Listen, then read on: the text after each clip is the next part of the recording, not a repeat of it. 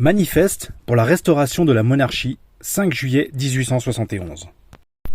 Français, je suis au milieu de vous.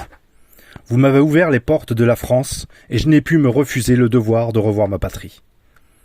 Mais je ne veux pas donner, par ma présence prolongée, de nouveaux prétextes à l'agitation des esprits, si troublés en ce moment. Je quitte donc ce Chambord que vous m'avez donné, et dont j'ai porté le nom avec fierté, depuis 40 ans, sur les chemins de l'exil. En m'éloignant, je tiens à vous le dire, je ne me sépare pas de vous, la France sait que je lui appartiens. Je ne puis oublier que le droit monarchique est le patrimoine de la nation, ni décliner les devoirs qu'il m'impose envers elle. Ces devoirs, je les remplirai. Croyez-en à ma parole d'honnête homme de roi. Dieu aidant, nous fonderons ensemble, et quand vous le voudrez, sur les larges assises de la décentralisation administrative et des franchises locales, un gouvernement conforme aux besoins réels du pays. Nous donnerons pour garantie à ces libertés publiques, auxquelles tout peuple chrétien a droit, le suffrage universel, honnêtement pratiqué, et le contrôle des deux chambres. Et nous reprendrons, en lui restituant son caractère véritable, le mouvement national de la fin du dernier siècle. Une minorité révoltée contre les vœux du pays en a fait le point de départ d'une période de démoralisation par le mensonge et de désorganisation par la violence. Ces criminels attentats ont imposé la révolution à une nation qui ne demandait que des réformes. Ils l'ont dès lors poussé vers l'abîme où hier elle eût péri sans les héroïques efforts de notre armée.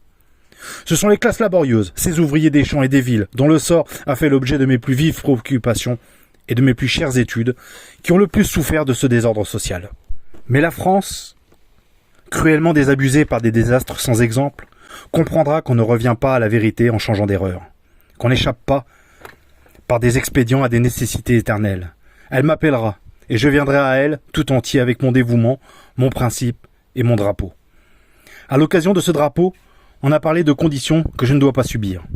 Français, je suis prêt à tout pour aider mon pays à se relever de ses ruines et à reprendre son rang dans le monde. Le seul sacrifice que je ne puisse lui faire, c'est celui de mon honneur.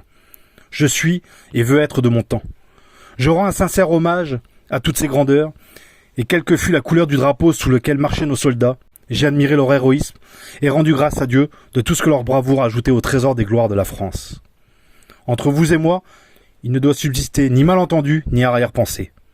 Non, je ne laisserai pas, parce que l'ignorance ou la crédulité auront parlé de privilèges, d'absolutisme et d'intolérance, que sais-je encore, de dîmes, de droits féodaux, fantômes que la plus audacieuse mauvaise foi essaie de ressusciter à vos yeux.